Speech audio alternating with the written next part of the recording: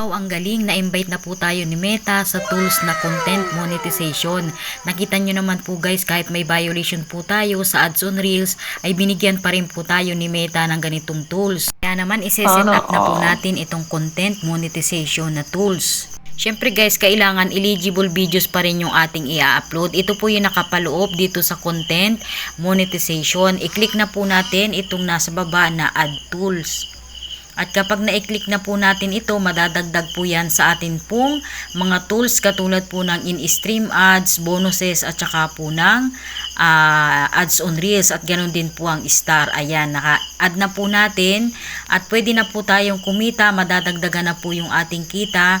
Ayan po, nandito na po nadagdagan na naman po yung ating tools. So matotal po meron na po tayong tools na 6, star, ads on Reels, bonuses, in-stream ads at saka po yung subscription at ang nadagdag po ay itong content monetization. Ito po yung magiging kitaan po natin dito.